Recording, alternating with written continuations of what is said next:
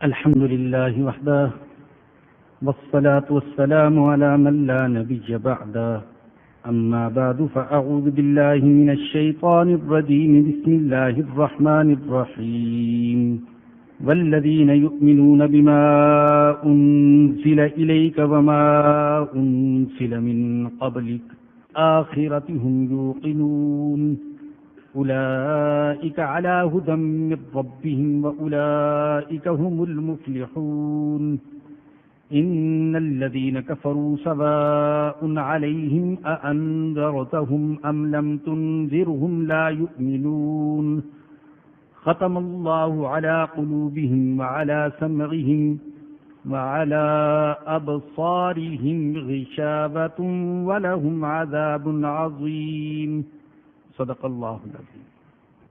سورۃ الفاتحہ میں بندوں نے اللہ سے دعا کی، اہدنا الصراط المستقیم، ہم کو سیدھے راستے کی ہدایت دے دے۔ اللہ نے اس دعا کو قبول فرمایا اور دعا کے جواب میں پوری کتاب سامنے رکھ دی اور فرمایا کہ الف لام میم ذالک الکتاب لا ریب فیہ ھدی للمتقین۔ تم ہدایت مانگتے ہو تو یہ ہے ہدایت کا دستور، ہدایت کا منشور، ہدایت کا پروگرام، اسے اپنا لو تو تم ہدایت پا جاؤ گے۔ اس کے بعد اللہ نے انسانوں کے 3 گروہوں کا ذکر فرمایا ہے، اہل ایمان، اہل کفر، اہل نفاق۔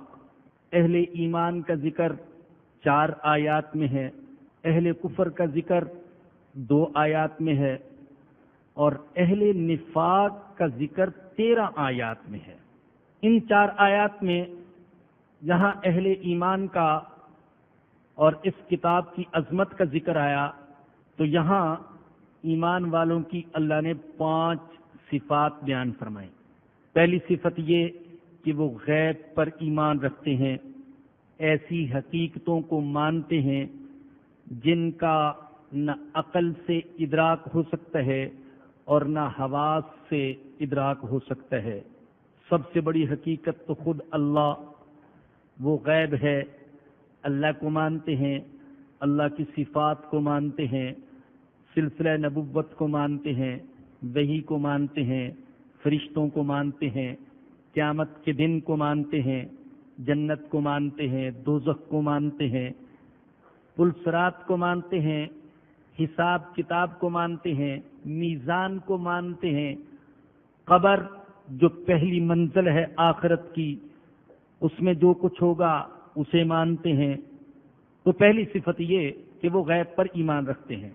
دوسری صفت یہ وَيُقِيمُونَ الصَّلَاةَ، وہ نماز قائم کرتے ہیں، نماز پڑھتے ہیں اس کے سارے حقوق کے ساتھ، واجبات کے ساتھ، فرائض کے ساتھ، آداب کے ساتھ، شرائط کے ساتھ، اور ہمیشہ پڑھتے ہیں۔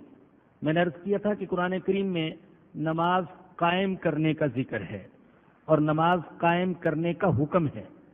وَأَقِيمُوا الصَّلَاةَ وَآتُوا الزَّكَاةَ، قرآن کریم میں متعدد مقامات پر آیا نماز قائم کرو، اور عبرت اور نصیحت کے طور پر یہ بات یاد رکھ لیجئے کہ چند مقامات پر نماز پڑھنے کا ذکر ہے لیکن وہ منافقوں کے حوالے سے ہے۔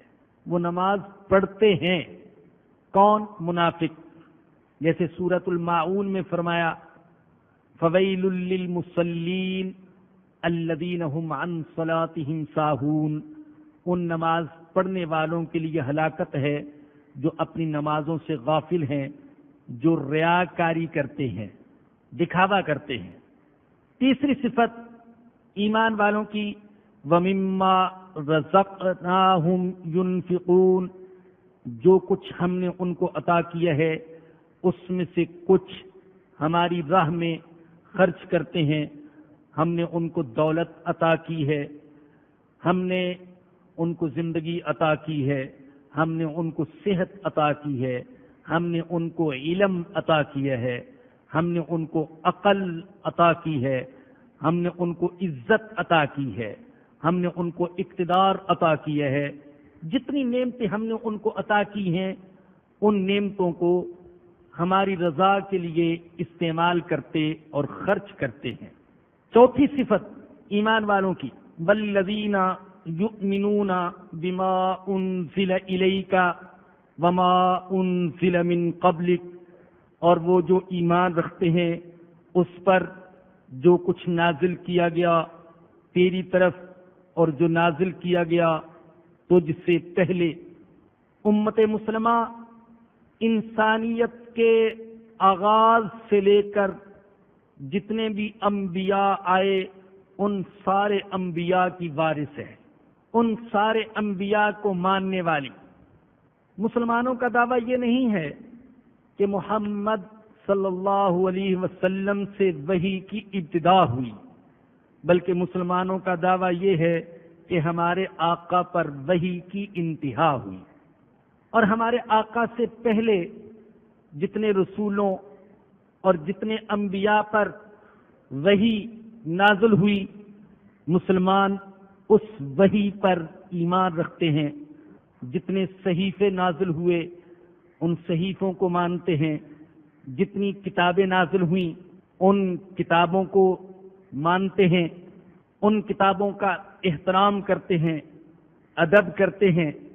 مسلمان یہ تو کہتے ہیں کہ تورات اور انجیل میں تحریف ہوئی ہے، اور یہ بات صرف مسلمان نہیں کہتے بلکہ خود عیسائی محقق اس بات کو تسلیم کرتے ہیں کہ تحریف ہوئی ہے۔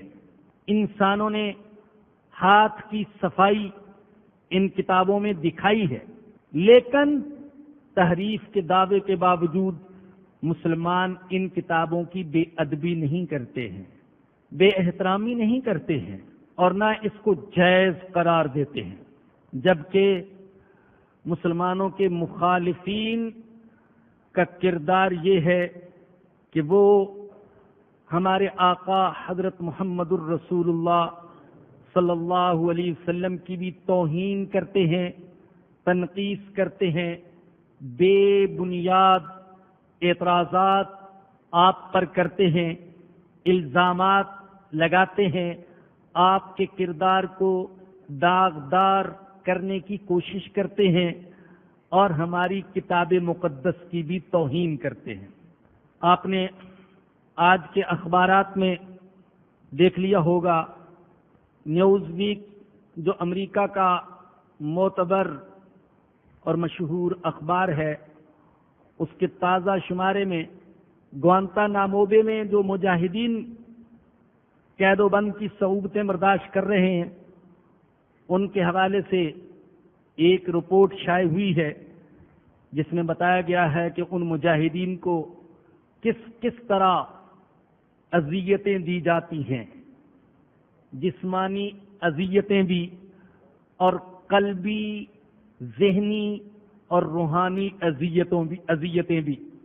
یہ قلبی اور ذہنی اذیتیں جو دی جاتی ہیں ان میں سے ایک یہ کہ ان کے سامنے حضور اکرم صلی اللہ علیہ وسلم کو برا بھلا کہا جاتا ہے، اور دوسری یہ کہ قرآن کریم کی بے ادبی کی جاتی ہے، یہاں تک کہ بعض اوقات مسلمان مجاہدین کے سامنے قرآن کریم کو ٹوائلٹ پر رکھ دیا جاتا ہے، اور ایسا بھی ہوا کہ قرآن کریم کے مقدس اوراق ان مسلمانوں کے سامنے ٹوائلٹ کی گندی نالی میں بہا دیے گئے، ذہنی اذیت دینے کے لیے۔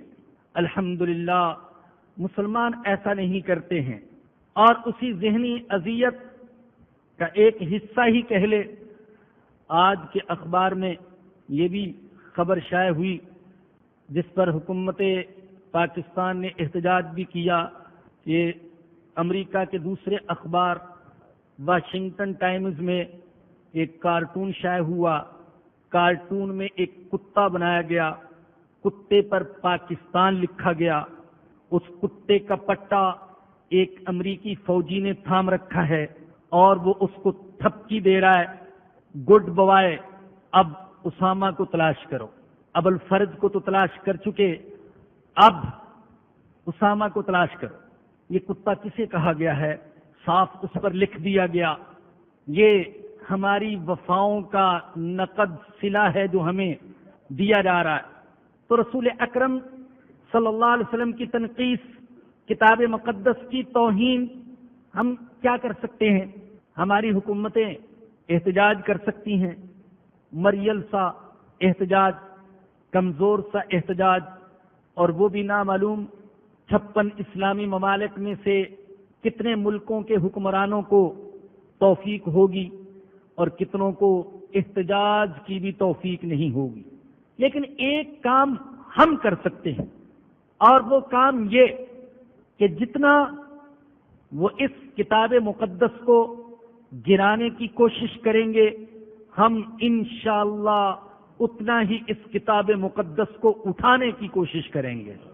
جتنا وہ اسے دبانے کی کوشش کریں گے، ہم اتنا ہی اسے بلند کریں گے، ہم اس سے محبت کریں گے، اس کی عظمت کو دل میں بسائیں گے، اس کی تلاوت اور زیادہ کریں گے، خود پڑھیں گے، اپنی نسلوں کو یہ قرآن منتقل کریں گے۔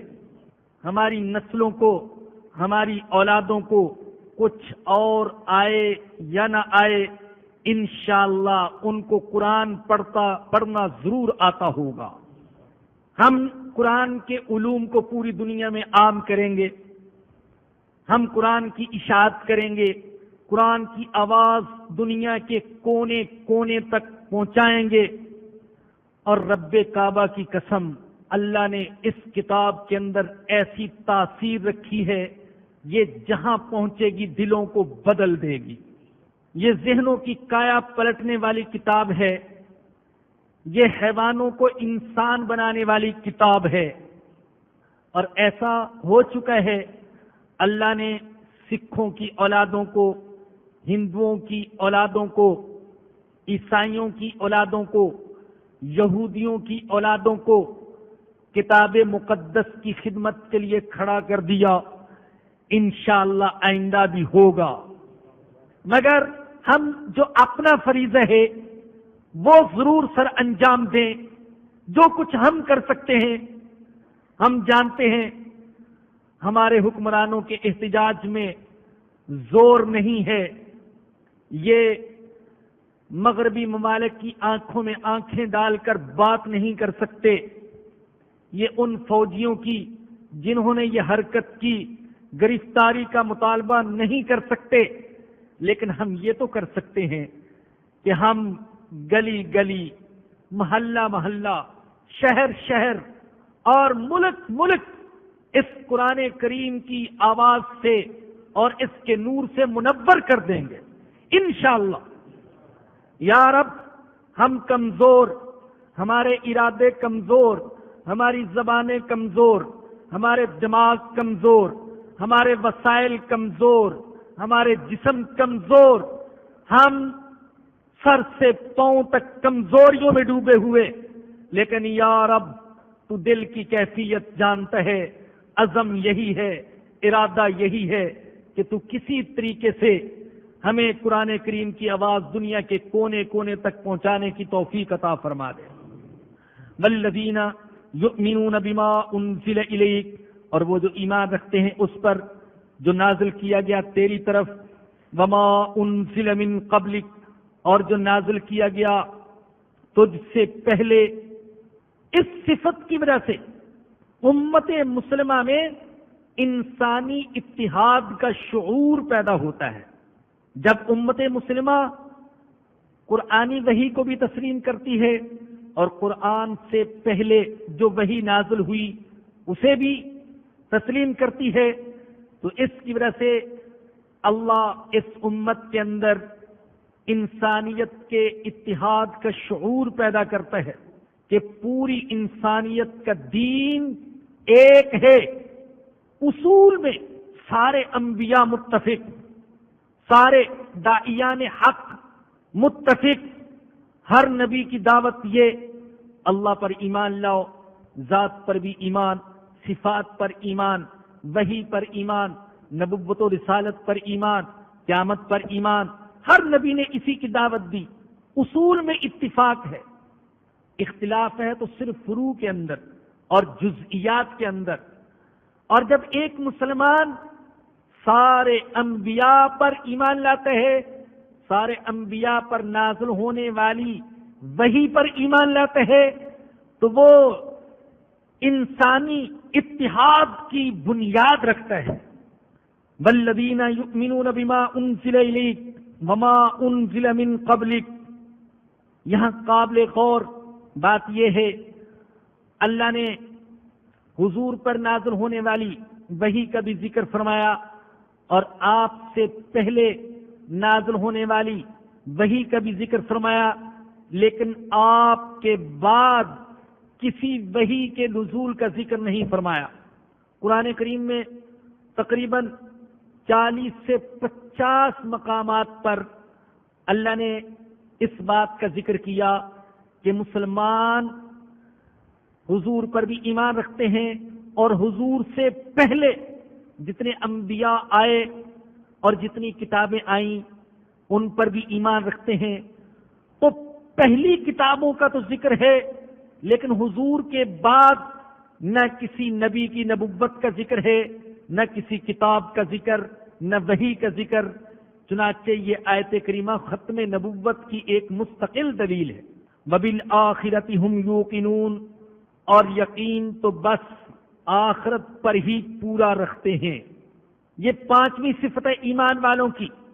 اور 5ویں صفت جو اللہ نے ذکر فرمائی تو قاعدے کا تقاضا تو یہ تھا کہ بالآخرہ کو آخر میں لایا جاتا، یوں کہا جاتا یوقنون بالآخرتی، لیکن اللہ بالآخرہ کو پہلے لائے اور یوقنون کو بعد میں لائے.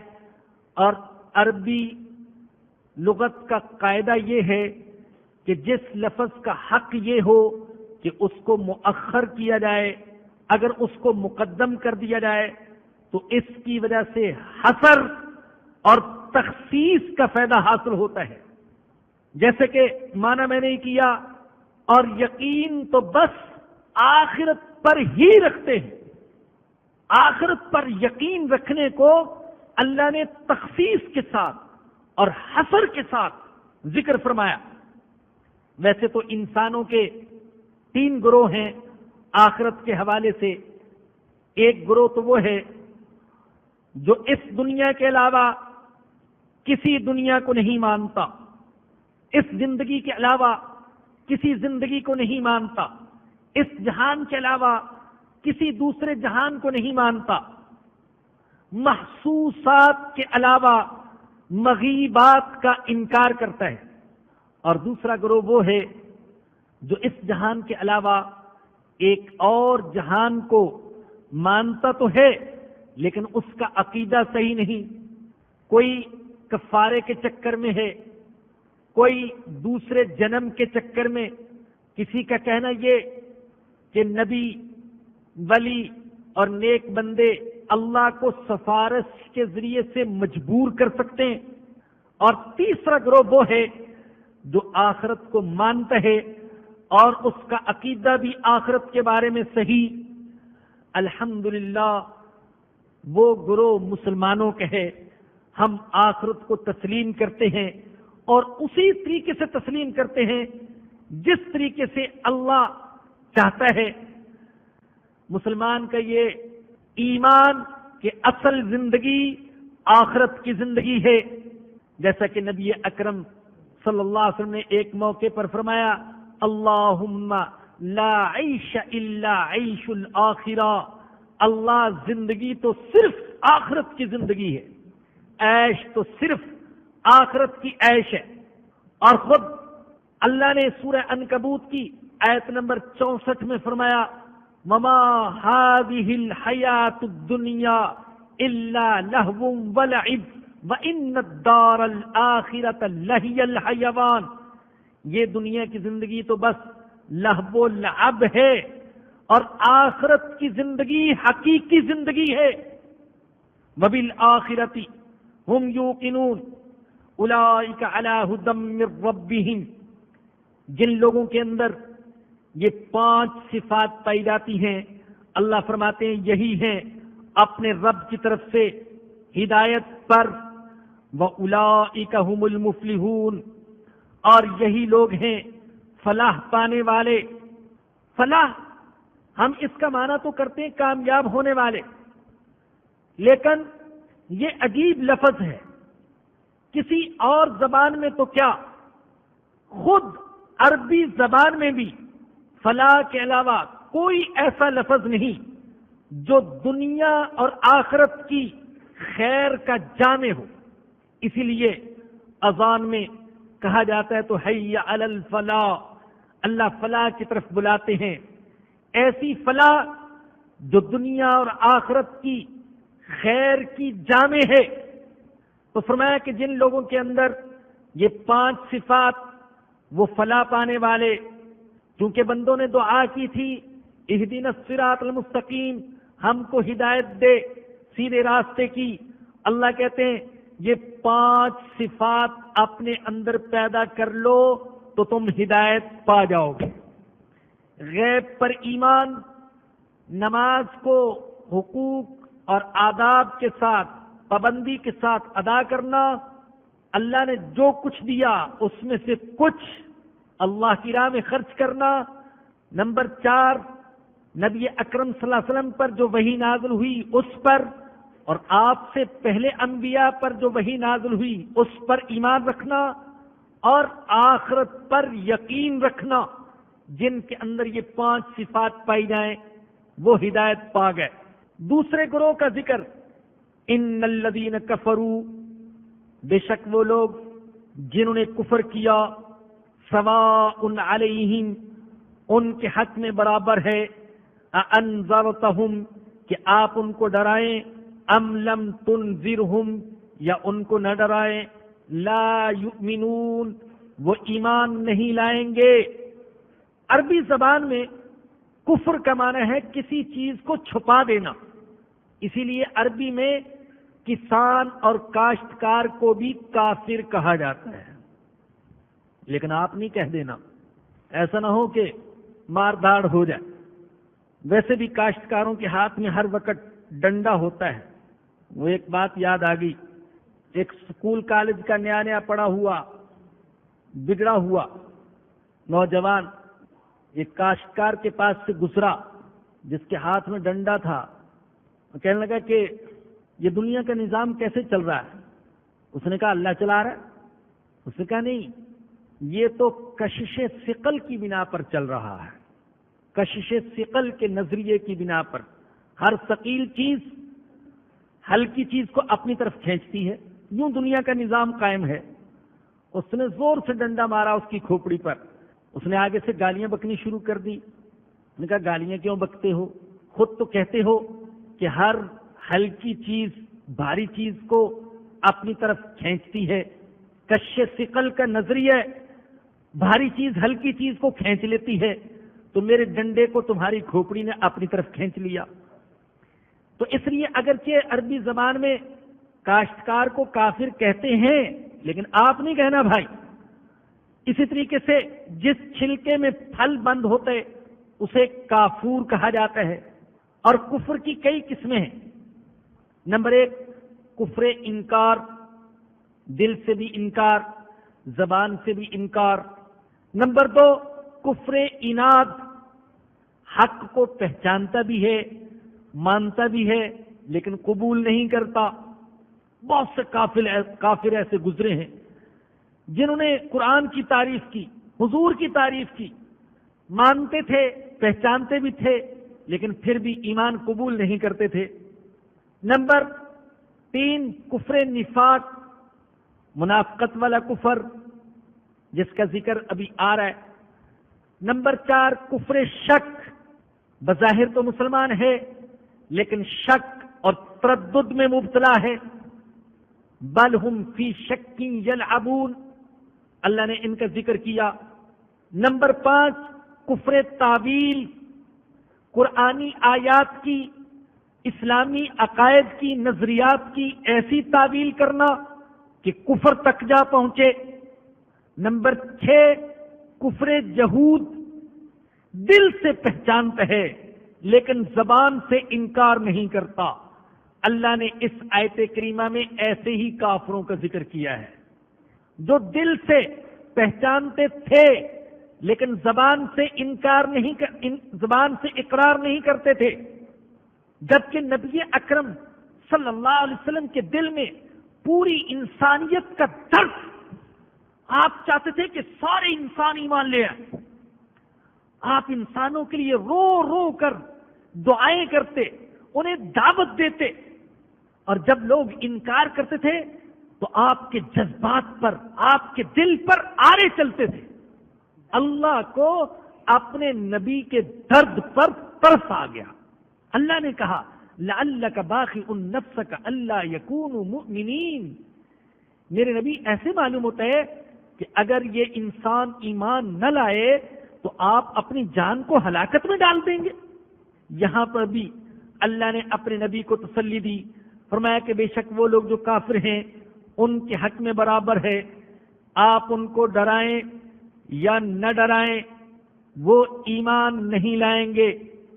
لیکن یاد رکھیے ان کافروں کا ناقابل ایمان ہونا اللہ کے خبر دینے کی وجہ سے نہیں ہے، بلکہ اللہ نے ان کے ناقابل ایمان ہونے کی خبر دی ان کے ناقابل ہونے کی وجہ سے۔ کوئی یہ نہ کہے جب اللہ نے کہہ دیا کہ وہ ایمان نہیں لائیں گے تو پھر تو وہ ایمان لا ہی نہیں سکتے۔ ان کا ایمان نہ لانا اللہ کے خبر دینے کی وجہ سے نہیں ہے، بلکہ اللہ کا خبر دینا ان کے ایمان کے قابل نہ ہونے کی وجہ سے ہے۔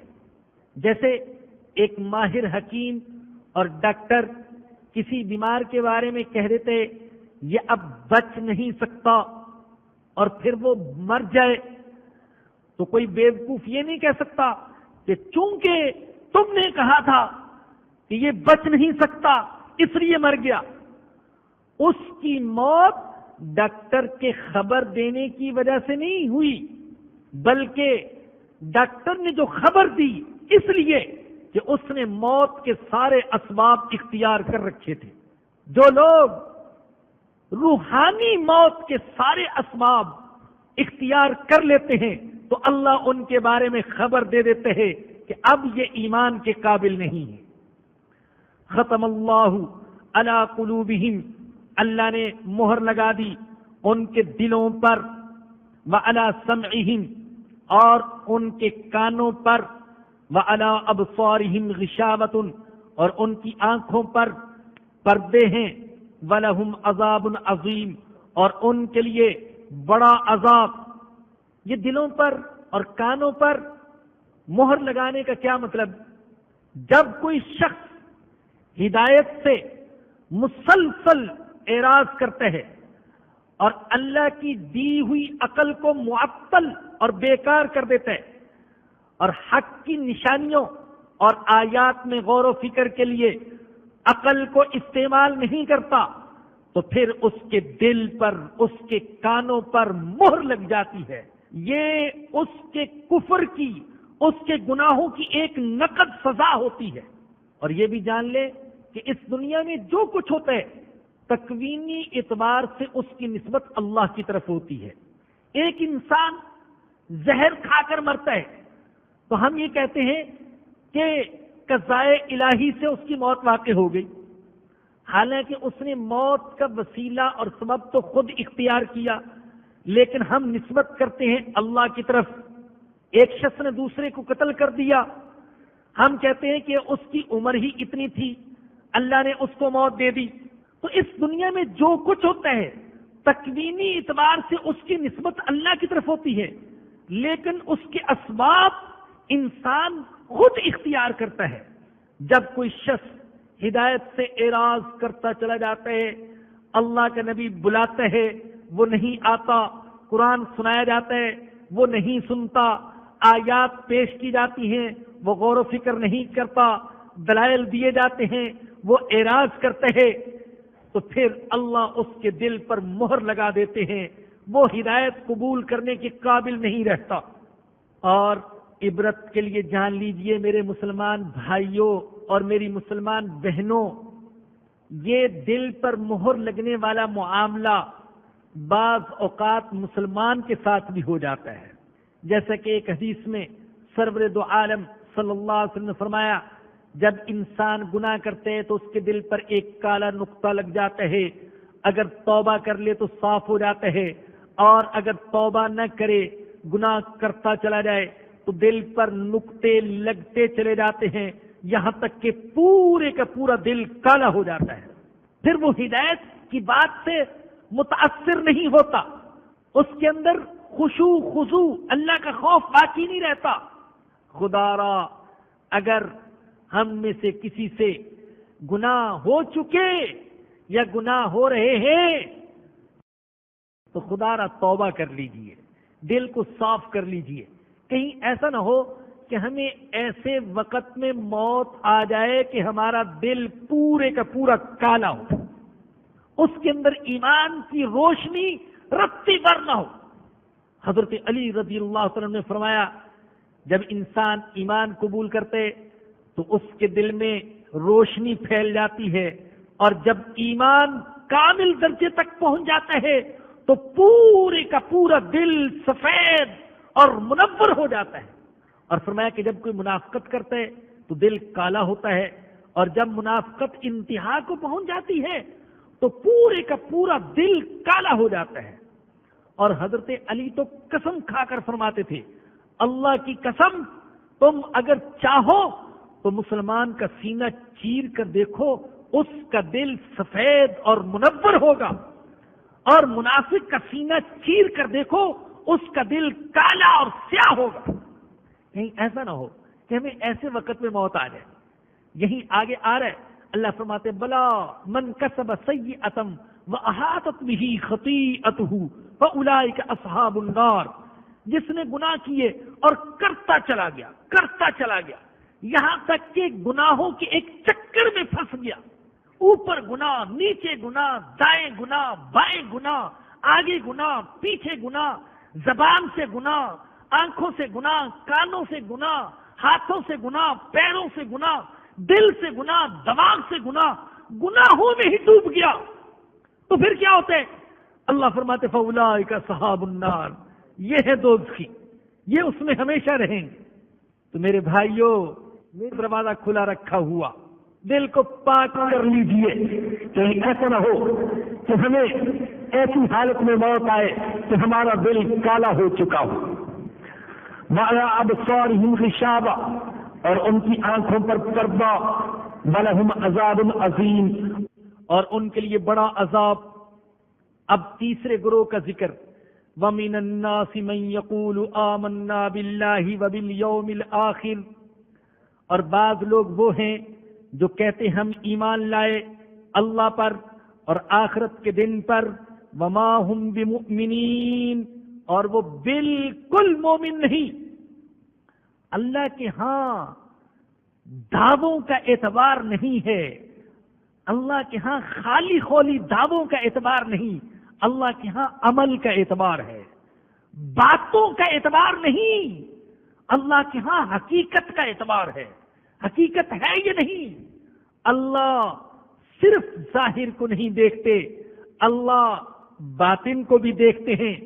ہم انسانوں کو اپنی باتوں سے، اپنے دعووں سے خوش کر سکتے ہیں عمل کے بغیر، لیکن اللہ کو عمل کے بغیر اور حقیقت کے بغیر خالی خولی باتوں سے خوش نہیں کیا جا سکتا. فرمایا کہ بعض لوگ کہتے ہیں ہم ایمان لائے اللہ پر اور آخرت کے دن پر، اور وہ بالکل مومن نہیں. یہ منافقوں کا ذکر ہے. منافق کون ہے اور نفاق کیا ہے؟ ابن کثیر رحمت اللہ علیہ وہ فرماتے ہیں ہوا اظہار الخیر و اسرار الشر. نفاق کیا ہے؟ خیر ظاہر کرنا اور شر کو دل میں چھپانا، لیکن دل میں شر چھپا ہوا. پھر منافق کی دو قسمیں ہیں، ایک حقیقی منافق جس کے اندر ایمان ہوتا ہی نہیں، اور دوسرا ہے عملی منافق. عملی منافق وہ ہے جس کے اندر منافقوں والی خصلتیں ہوں، منافقوں والے اعمال، جیسا کہ سرور دو عالم صلی اللہ علیہ وسلم نے ایک حدیث میں فرمایا، توجہ کیجئے گا، اللہ اکبر، دین کے لیے کبھی گرمی بھی برداشت کیا کریں، دین کے لیے سردی، دین کے لیے گرمی، دین کے لیے تکلیف، یہ برداشت کرنا اللہ کے ہاں بہت بڑے اجر و ثواب کا ذریعہ۔ اللہ کے نبی نے فرمایا منافق کی 4 نشانیاں ہیں، بات کرتا ہے تو جھوٹ بولتا ہے، وعدہ کرتا ہے تو وعدہ خلافی کرتا ہے، امانت رکھی جائے اس کے پاس تو خیانت کرتا ہے، اور اگر کسی کے ساتھ لڑائی جھگڑا ہو جائے تو گالی گلوچ پر اتراتا ہے۔ یہ عملی منافق کی نشانیاں۔ ذرا غور کیجئے، ہم میں سے کون ہے جو ان نشانیوں سے بچا ہوا ہے، ان خصلتوں سے بچا ہوا؟ ایک حدیث میں تو اللہ کے نبی نے فرمایا جس کے اندر یہ 4 خصلتیں وہ پکا منافق، اور جس کے اندر ایک خصلت، اس کے اندر منافقوں والی ایک صفت، ایک عادت۔ اور قرآن کریم میں منافقوں کی مذمت اللہ نے بعض مقامات پر کافروں سے بھی زیادہ فرمائی ہے، ان المنافقین فی الدرک الاسفل من النار، ان المنافقین یخادعون اللہ وهو خادعهم۔ اور تاریخ اٹھا کر دیکھیے، جتنا نقصان اسلام کو، مسلمانوں کو منافقوں نے پہنچایا ہے، اتنا نقصان شاید کافروں نے نہ پہنچایا ہو۔ ہے اللہ، یوں تو ہم کہنے کو دنیا میں 1.5 ارب ہیں، لیکن اس 1.5 ارب میں سے کتنے ہیں جو خالص مومن ہیں، اور کتنے ہیں جنہوں نے منافقوں والا رویہ، منافقوں والی خصلتیں، منافقوں والی عادتیں اختیار کر رکھی؟ ایسا بدبخت گروہ کہ کلمہ پڑھتا تھا لیکن مسلمانوں کی جڑیں کاٹتا تھا، حضور کی محبت کے دعوے کرتے تھے، اور حضور اکرم صلی اللہ علیہ وسلم کو قتل تک کرنے کی انہوں نے کوشش کی۔ مکہ میں منافق نہیں تھے، مکہ میں یا مسلمان یا کافر۔ مدینہ میں منافقوں کا ظہور ہوا، اور وہ بھی غزوہ بدر کے بعد، جب اللہ نے مسلمانوں کو تاریخی اور شاندار فتح عطا فرمائی۔ عبداللہ بن ابی ان کا بڑا سردار، مدینے کے بڑے قبیلے اوس اور خزرج اور یہودیوں میں سے کچھ لوگ یہ عبداللہ بن ابی کی پارٹی میں تھے۔ یاد ہوگا غزوہ احد کے موقع پر عبداللہ بن ابی کی قیادت میں 300 کے قریب منافق واپس آ گئے تھے، اور یہ عبداللہ بن ابی اور منافقوں کی جماعت تھی جنہوں نے کہا تھا لَيُخْرِجَنَّ الْأَعَزُّ مِنْهَا الْأَذَلَّ، ہم مدینے میں سے، ہم جو عزت والے ہیں، ہم ذلیل کو نکال دیں گے، معاذ اللہ۔ اور یہ کہا تھا ہمارے آقا حضرت محمد الرسول اللہ صلی اللہ علیہ وسلم کو۔ تو اللہ نے ان کا ذکر کیا، فرمایا کہ زبان سے کہتے ہم ایمان لائے اللہ پر، آخرت کے دن پر، لیکن یہ بالکل مومن نہیں۔ یخادعون اللہ والذین آمنوا، یہ دھوکہ دینا چاہتے ہیں اللہ کو اور ایمان والوں کو۔ اللہ کو تو کوئی دھوکہ نہیں دے سکتا، دھوکہ تو اس کو دیا جا سکتا ہے جو ہمارے دل کا حال نہ جانتا ہو، جو ہماری خفیہ تدبیروں کو نہ جانتا ہو، اور اللہ تو ساری تدبیروں کو جانتا ہے اور دل کے ارادوں کو جانتا ہے۔ لیکن وہ دھوکہ دیتے تھے رسول اللہ کو۔ اللہ نے کہا میرے رسول کو دھوکہ دینا ایسے ہے جیسے مجھے خود دھوکہ دینا۔ یخادعون اللہ، یہ اللہ کو دھوکہ دیتے ہیں اور ایمان والوں کو دھوکہ دیتے ہیں۔ وما یخدعون الا انفسهم، اور یہ نہیں دھوکہ دیتے مگر صرف اپنے آپ کو۔ وما یشعرون، لیکن شعور نہیں رکھتے، اپنی آخرت تباہ کر رہے ہیں دنیا بچا کر۔ ایک ہے شعور اور ایک ہے علم۔ حیوانوں کے پاس علم تو نہیں ہوتا، لیکن شعور حیوانوں کے اندر بھی ہوتا ہے۔ سردی گرمی کا احساس، بھوک پیاس کا احساس، صحت اور بیماری کا احساس، یہ حیوانوں کے اندر بھی ہے، شعور ہے۔ اللہ کہتے ہیں ان منافقوں کے اندر تو شعور بھی نہیں، یہ حیوانوں سے بھی بدتر۔ فی قلوبہم مرض، ان کے دلوں میں بیماری، حسد کی بیماری، نفاق کی بیماری، فزادہم اللہ مرضا، اللہ نے ان کی بیماری کو اور بھی بڑھا دیا۔ یہ بیماری کیسے بڑھ گئی؟ ایک وجہ تو بیماری بڑھنے کی یہ کہ اگر بیماری کا علاج نہ کیا جائے تو ایک بیماری دوسری بیماری کو کھینچ لیتی ہے۔ اس لیے عرض کر رہا ہوں، اگر ایک گناہ ہے تو اس سے توبہ کرنے کی کوشش کی جائے، وگرنہ وہ گناہ دوسرے گناہ کو کھینچ لے گا۔ گناہ کی نقد سزا یہ ہے کہ ایک گناہ کے بعد بندہ دوسرا گناہ کرے، اور نیکی کی نقد جزا یہ ہے کہ اللہ ایک نیکی کے بعد دوسری نیکی کی توفیق دے دے، ایک سجدے کے بعد اللہ دوسرے سجدے کی توفیق دے دے، ایک دفعہ صدقہ خیرات کے بعد اللہ دوبارہ صدقہ خیرات کی توفیق دے دے۔ تو ہم امید رکھیں گے کہ اللہ نے پہلی نیکی قبول فرما لی، اسی لیے تو اللہ نے دوبارہ نیکی کرنے کی توفیق دے دی۔ تو ان کی بیماری کو اللہ نے بڑھا دیا۔ ایک تو بڑھنے کی وجہ یہ کہ انہیں بیماری کا علاج نہ کیا تو اس بیماری نے اور بیماریوں کو پیدا کر دیا۔ دوسری وجہ یہ کہ وہ جلتے تھے اسلام کی ترقی سے اور حضور کی عزت سے، اور ترقی دن بدن اور عزت دن بدن بڑھتی جاتی تھی، اضافہ ہوتا جاتا تھا، تو ان کے حسد میں بھی اضافہ ہوتا چلا جاتا تھا۔ اور تیسری وجہ ان کی بیماری میں اضافے کی قرآن کا نزول ہے، قرآن نازل ہوتا تھا، ان کی بیماری میں اور اضافہ ہوتا، اور آیات اور سورتیں نازل ہوتی جاتی، ان کی بیماری میں اضافہ ہوتا چلا جاتا۔ وَلَهُمْ عَذَابٌ عَلِيمٌ، اور ان کے لیے دردناک عذاب ہے، بِمَا كَانُوا يَكْذِبُونَ، اس وجہ سے کہ وہ جھوٹ بولتے ہیں۔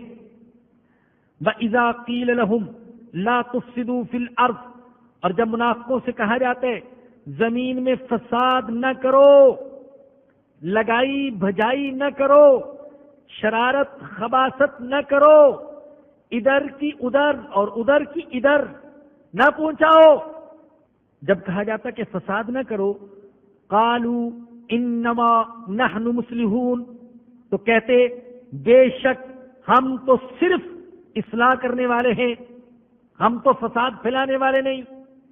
آپ نے الفاظ دیکھے منافقین کے، کہہ رہے انما نحن مصلحون، بے شک ہم تو صرف اصلاح کرنے والے ہیں، اور ضمناً یوں کہا کہ فساد مچانے والے تو اے مسلمانوں تم ہو، ہم فسادی نہیں، ہم تو مصلح ہیں۔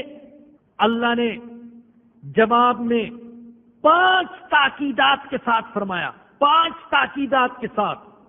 کاش آپ عربی زبان سے اور اس کے قواعد سے کچھ واقفیت رکھتے ہوتے تو آپ جانتے کہ اللہ نے کتنی تاکیدات کے ساتھ ان کے دعوے کا جواب دیا۔ فرمایا الا سن لو، ان بے شک ہم یہی ہیں المفسدون، فساد کرنے والے، ولکن لا یشعرون، لیکن یہ شعور نہیں رکھتے ہیں۔ 5 تاکیدات کے ساتھ۔ جو طلبہ یہاں تشریف رکھتے ہیں وہ جانتے ہیں کہ کیسے یہاں تاکیدات، الا یہ بھی تاکید کے لیے، ان یہ بھی تاکید کے لیے، ہم یہ بھی تاکید کے لیے، المفسدون جملہ اسمیہ یہ بھی تاکید کے لیے، ولکن لا یشعرون یہ بھی تاکید کے لیے۔ جتنے زوردار طریقے سے انہوں نے دعویٰ کیا تھا اپنے مصلح ہونے کا، اس سے زیادہ زوردار طریقے سے اللہ نے فرمایا کہ تم فسادی ہو، لیکن تمہیں شعور نہیں کہ اصلاح کیا ہے اور فساد کیا ہے۔ وَإِذَا قِيلَ لَهُمْ آمِنُوا، اور جب منافقوں سے کہا جاتا ہے ایمان لے آؤ، کما آمن الناس، جیسے دوسرے لوگ ایمان لائے۔ کون لوگ ایمان لائے؟ حضرت ابو بکر ایمان لائے، حضرت عمر ایمان لائے، حضرت عثمان ایمان لائے، حضرت علی ایمان لائے، حضرت سعد ایمان لائے، حضرت معاذ ایمان لائے، حضرت اسامہ ایمان لائے، حضرت بلال ایمان لائے۔ ارے تم ایسے ایمان لے آؤ جیسے صحابہ ایمان لائے، جان لیجئے اللہ کے ہاں وہی ایمان معتبر ہے جو صحابہ جیسا ایمان ہوگا. دوسرا کوئی ایمان اللہ کے ہاں معتبر نہیں ہے. اللہ نے منافقوں سے کہا تم ویسے ایمان لاؤ جیسے یہ لوگ یہ صحابہ ایمان لائے. اللہ نے صحابہ کو کہا ناس، انسان، گویا کہ کامل انسان ہے تو صحابہ ہیں، ان کی طرح ایمان لاؤ. اور ان کا ایمان کیسے ہے؟ ظاہر سے بھی ایمان، باطن سے بھی ایمان، صورت سے بھی ایمان، حقیقت سے بھی ایمان. قالوا انؤمن، جب ان سے یہ کہا گیا تو کہنے لگے کیا ہم ایمان لے آئے کما آمن السفہاء، جیسے کہ بیوقوف ایمان لائے. اللہ اکبر. کہا یہ تو بیوقوف ہے. ایمان کی خاطر کسی نے بچے قربان کر دیے، کسی نے بیوی، کسی نے والدین، کسی نے دولت، کسی نے جائیداد، کسی نے مکان، کسی نے وطن اور کسی نے زندگی قربان کر دی. کہنے لگے یہ تو بیوقوف ہے. اللہ اکبر. انہوں نے تو عام سے انداز میں کہا تھا معاذ اللہ، اللہ کے ماننے والوں کو بیوقوف، اور اللہ نے 4 تاکیدوں کے ساتھ کہا کہ بیوقوف تو تم ہو. الا انہم ہم السفہاء ولکن لا یعلمون. سن لو، بے شک یہی ہے بیوقوف لیکن یہ جانتے نہیں. یہ 50 سال کی زندگی کو دائمی زندگی پر ترجیح دے رہے، یہ شیطان کو رحمان کے مقابلے میں ترجیح دے رہے، یہ ابو جہل کو کائنات کے آقا محمد صلی اللہ علیہ وسلم کے مقابلے میں ترجیح دے رہے. بیوقوف تو یہ ہے. یہ تاریخی حقیقت ہے. کبھی کسی بیوقوف نے خود اپنے آپ کو بیوقوف نہیں کہا بلکہ عقل مندوں ہی کو بیوقوف کہتے ہیں. بیوقوف اپنی مجلسوں میں بیٹھ کر اہل عقل کا خوب مذاق اڑاتے، اور تاریخ کے ہر دور میں دین پر چلنے والوں کو بیوقوف کہا جاتا رہا. آج بھی بعض لوگ کہتے ہیں اور شوق سے 1000 بار کہتے رہے. کسی کے کہنے کی وجہ سے دین کے ساتھ رشتے اور تعلق کو نہیں چھوڑا جائے گا. وَإِذَا لَقُوا الَّذِينَ آمَنُوا، اور جب یہ منافق ایمان والوں سے ملتے ہیں قالوا آمنا، کہتے ہم ایمان لے آئے. وَإِذَا خَلَوْا إِلَى شَيَاطِينِهِمْ، جب خلوت میں اپنے سرداروں کے پاس جاتے ہیں قالوا إِنَّا مَعَكُمْ، کہتے ہیں بے شک ہم تمہارے ساتھ ہیں. إِنَّمَا نَحْنُ مُسْتَهْزِئُونَ، بے شک ہم تو مذاق کر رہے تھے، مسلمانوں کے ساتھ مذاق کر رہے تھے جو ہم کہہ رہے تھے کہ ہم ایمان لائے. 2 چہرے ہیں منافق کے، ادھر چہرہ اور ادھر چہرہ اور جان لیجئے ہمارے آقا حضرت محمد الرسول اللہ صلی اللہ علیہ وسلم نے فرمایا بدترین شخص ہے وہ جو 2 چہروں والا ہوتا ہے، ادھر اور چہرہ ادھر اور چہرہ. معاف کیجیے گا، ہم میں سے بہت سارے ایسے ہیں جن کے کئی چہرے ہوتے ہیں. مومن کا ایک ہی چہرہ ہوتا ہے، کئی چہرے نہیں ہوتے. چہرے مت بدلا کرے، یہ منافق کی نشانی ہے. اللہ یستہزئ بہم، اللہ ان کے ساتھ مذاق کرتا ہے. ارے تم کیا مذاق کرو گے ایمان والوں کے ساتھ؟ اللہ تمہارے ساتھ مذاق کرتا ہے. وَيُمُدُّهُمْ وَيَمُدُّهُمْ، اور انہیں ڈھیل دیتا چلا جاتا ہے. فی طغیانہم یعمہون، اپنی سرکشی میں پریشان بھٹکتے پھر رہے ہیں. اللہ مذاق کرتا ہے ان کے ساتھ، کسی اندھے کے ساتھ.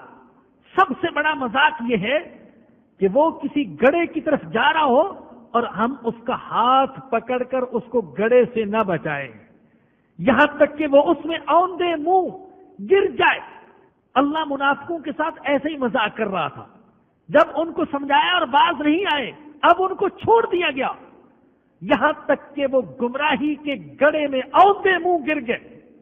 اور قیامت کے دن بھی ان کے مذاق کی ان کو سزا دی جائے گی. یہ مطلب ہے اس کا، اللہ ان کے ساتھ مذاق کرتا ہے یا اللہ ان کے مذاق کی سزا ان کو دے گا. اولئک الذین اشتروا الضلالۃ بالہدی، یہی وہ لوگ ہیں جن نے گمراہی کو خرید لیا ہدایت کے بدلے میں۔ ان کے سامنے ہدایت بھی تھی، ضلالت بھی تھی، انہیں ہدایت کو چھوڑ دیا، ضلالت کو اختیار کر لیا۔ فما ربحت تجارتہم، اس تجارت سے انہیں کچھ بھی نفع نہیں ہوا۔ وما کانوا مہتدین، اور یہ لوگ صحیح راستے پر نہیں ہیں۔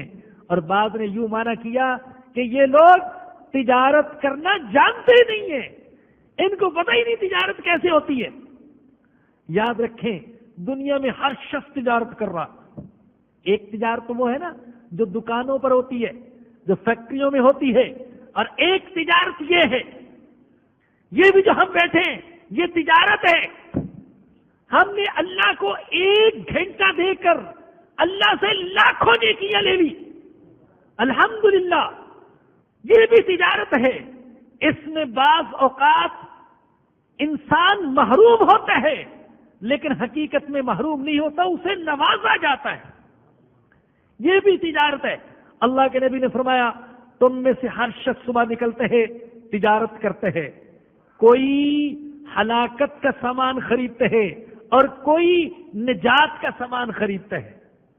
فرمایا کہ یہ منافق تجارت کرتے ہیں، ہدایت کو چھوڑ کر ضلالت، دین کو چھوڑ کر دنیا، حضور کو چھوڑ کر ابو جہل، رحمان کو چھوڑ کر شیطان۔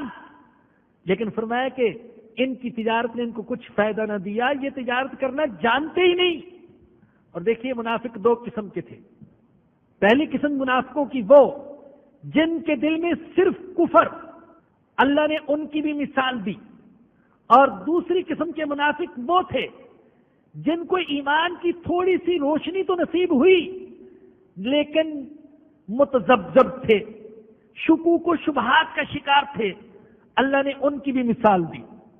یہ 2 مثالیں بیان کر کے بات کو ختم کر رہا ہوں۔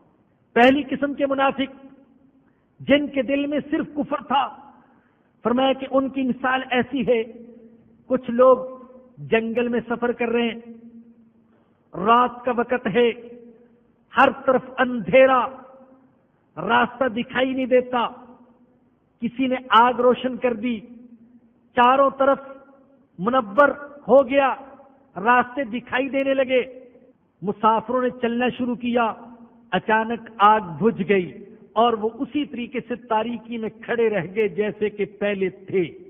یہ منافقوں کی مثال۔ نبی اکرم صلی اللہ علیہ وسلم کے آنے سے پہلے تاریکیوں میں تھے، حضور آئے، نور لے کر آئے، حضور نور تھے، آپ کی ہر صفت نور، ہر کلمہ نور، ہر سنت نور، ہر ادا نور، اور وہیں پر نور ہوگا جہاں حضور کی غلامی ہوگی، اور جہاں حضور کی غلامی نہیں ہوگی وہاں تاریکی ہوگی، وہاں روشنی نہیں ہو سکتی، چاہے تو جتنے بڑے کمکمے جلا لو۔ حضور نور لے کر آئے، روشنی پھیل گئی دنیا میں۔ ان میں سے بعض نے ایمان قبول کیا لیکن پھر خود اس روشنی کو گل کرنے کی کوشش کرنے لگ گئے، چنانچہ اندھیروں میں رہ گئے۔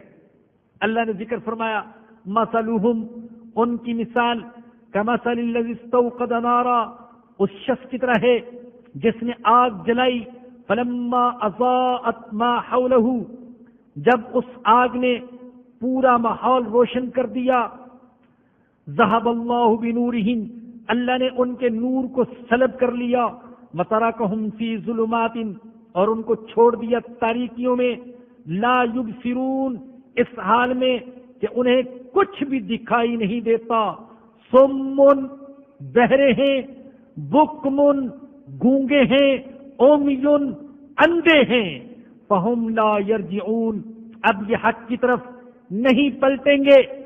یاد رکھیے، جو کان حق کے لیے استعمال نہیں کرتا وہ بہرا ہے، جو زبان حق کے لیے استعمال نہیں کرتا وہ گونگا ہے، اور جو آنکھوں سے حق کی نشانیاں نہیں دیکھتا وہ اندھا ہے۔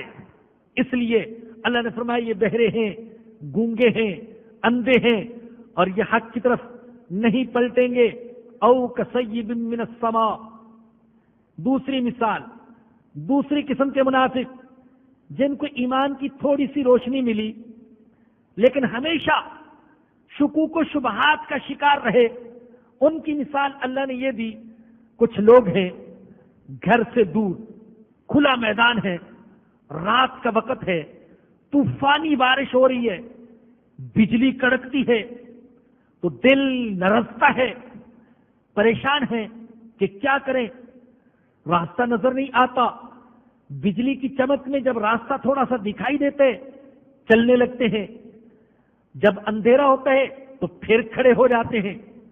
یہ مثال ان منافقوں کی ہے جن کے دل میں شکوک و شبہات، انہوں نے بظاہر ایمان قبول کیا، آسمان سے وحی کی بارش ہو رہی تھی قرآن کی شکل میں، اس میں مشکل احکام بھی، آسان احکام بھی. آسان احکام کو تو سینے سے لگاتے، جب مشکل حکم آتا تو پیچھے ہٹ جاتے. زمینی حالات بھی مختلف تھے، کبھی مسلمانوں پر مشکل وقت آ جاتا، شکست بھی ہوئی احد کے اندر، کبھی فتوحات. تو اگر مال غنیمت آتا تو کہتے ہم بھی مومن، اور مشکل آتی تو کہتے کہ ہم تو تمہارے ساتھ نہیں. تو تذبذب کا شکار. جان لیجئے میرے مسلمان بھائیوں، میری مسلمان بہنوں، سچا مومن وہ ہے جو ہر حال میں ایمان پر جمع رہے، چاہے بہار ہو، چاہے خزاں، چاہے امیری ہو، چاہے غریبی، چاہے فتح ہو، چاہے شکست، چاہے امریکہ پوری دنیا پر چھا جائے اور پوری دنیا کے مسلمان حکمران اس کی غلامی اختیار کر لے اور بظاہر نظر آئے کہ رزق کے خزانے اس کے پاس ہیں، تب بھی ایک سچا مومن وہ ہے جو ایمان پر جمع رہے گا کہ ہمیں ایمان پر جینا ہے اور ایمان پر مرنا ہے. شکوک و شبہات کے شکار نہ ہو. کہیں ایسا نہ ہو شیطان برگلا دے، لگتا ہے یہودی حق پر ہیں، لگتا ہے عیسائی حق پر ہیں، لگتا ہے ہندو حق پر ہیں. نہیں، یہ ساری چیزیں ہماری بدعمالیوں کا نتیجہ ہو سکتی ہیں، لیکن اسلام جھوٹا نہیں ہو سکتا، اسلام غلط نہیں ہو سکتا. تو مسلمان کے دل میں یہ یقین، اور منافق شکوک کا شکار. فرمایا او کصیب من السماء، یا جیسے کہ آسمان سے بارش برس رہی ہو، فیہ ظلمات، اس میں تاریکیاں، ورعد اور گرج، وبرق اور چمک، یجعلون اصابعہم، اپنی انگلیاں ڈالتے ہیں، فی آذانہم، اپنے کانوں میں. دیکھیں کانوں میں یہ پور ڈالی جاتی ہے، یہ آخری سرا انگلی کا، پوری انگلی نہیں ڈالی جاتی. لیکن اللہ کہتے ہیں یہ منافق اتنے خوف زدہ ہے کہ کوشش کرتے ہیں کہ پوری انگلی کان کے اندر گھسیڑ دیں، کان میں ڈال دیں. یجعلون اصابعہم، ڈالتے ہیں اپنی انگلیاں اپنے کانوں میں، من الصواعق، بجلی کی کڑک سن کر، حذر الموت، موت کے خوف سے، واللہ محیط بالکافرین، حالانکہ ہر طرف سے اللہ اپنے گھیرے میں لیے ہوئے ہے. یکاد البرق یخطف ابصارہم، بجلی کی چمک سے انہیں یوں محسوس ہوتا ہے کہ ابھی یہ ہماری بینائی اچک لے گی. کلما اضاء لہم مشوا فیہ، جب ان کے سامنے روشنی ہوتی ہے تو یہ اس میں چلنا شروع کر دیتے ہیں. وَإِذَا أَظْلَمَ عَلَيْهِمْ قَامُوا، اور جب اندھیرا چھا جاتا ہے تو کھڑے ہو جاتے ہیں. وَلَوْ شَاءَ اللَّهُ لَذَهَبَ بِسَمْعِهِمْ وَأَبْصَارِهِمْ، اگر اللہ چاہے تو ان کے کان اور ان کی آنکھیں سلب کر لے. ان اللہ علی کل شیء قدیر، بے شک اللہ ہر چیز پر قدرت رکھتا ہے. وما علینا الا البلاغ. الحمد للہ رب العالمین، والصلاة والسلام علی سید الانبیاء والمرسلین. یا اللہ ہم بہت گناہگار ہیں، معاف فرما دے. یا اللہ ہمارے سارے گناہوں کو معاف فرما دے. یا اللہ اس مشکل دور میں ایمان پر قائم رہنے کی توفیق عطا فرما، ایمان کی عظمت عطا فرما، ایمان کا نور عطا فرما، ایمان والی زندگی عطا فرما، ایمان والی موت نصیب فرمانا۔ یا رب کفار تیری کتاب مقدس کو جتنا گرانے کی کوشش کرتے ہیں، یا رب یا ارحم الراحمین تو ہمیں اتنا ہی اس کو اٹھانے کی توفیق عطا فرما، پھیلانے کی توفیق عطا فرما، پڑھنے کی توفیق عطا فرما، سینے سے لگانے کی توفیق عطا فرما، سمجھنے کی توفیق عطا فرما، سمجھانے کی توفیق عطا فرما، اور اس کو پوری دنیا میں پھیلانے کی توفیق عطا فرما۔ یا رب العالمین جن ساتھیوں نے دعاؤں کے لیے کہا ہے، جو بیمار ہیں ان کو شفا عطا فرما، جو انتقال کر چکے ان کی مغفرت فرما، جو والدین اپنی نوجوان اولاد کے رشتوں کے سلسلے میں پریشان ہیں، اللہ ان کی پریشانی کو دور فرما۔ اللہ یہ کہنا سننا قبول فرما لے، اپنے فضل و کرم سے قبول فرما لے۔ یا اللہ اس درس قرآن کو قبولیت اور مقبولیت عطا فرما۔ ربنا آتنا فی الدنیا حسنۃ وفی الآخرۃ حسنۃ وقنا عذاب النار۔ ربنا تقبل منا انک انت السمیع العلیم وتب علینا انک انت التواب الرحیم۔ صلی اللہ تعالی علی رسولہ وخیر خلقہ سیدنا ومولانا محمد وآلہ وصحبہ واہل بیتہ اجمعین، آمین برحمتک یا ارحم الراحمین۔ درسقرآن.com آپ کے لیے پیش کرتا ہے تفسیر قرآن مولانا اسلم شیخ پوری صاحب کی آواز میں۔ اور اللہ کہتا ہے یاد کرنے کے لیے آسان، پڑھنے کے لیے آسان اور سمجھنے کے لیے آسان۔ اس کے علاوہ اس مقبول ویب سائٹ پر آپ سنیے معروف عالم دین کے اصلاحی بیانات۔ تو اسلام کا نظریہ یہ ہے انا للہ و انا الیہ راجعون۔ حمد و نعت، بچوں کے لیے اصلاحی کہانیاں اور بہت کچھ۔ محمد کا روضہ قریب آ رہا ہے، بلندی میں اپنا نصیب آ رہا ہے۔ www.darsequran.com